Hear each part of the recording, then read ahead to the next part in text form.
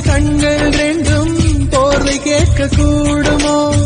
தண்ணீர் மீது பூக்கும் பூக்கள் காய்ச்சல் வந்து சாகுமோ? இறந்து போன காதல் கவிதை இரங்கல் கூட்டம் போடுதோ?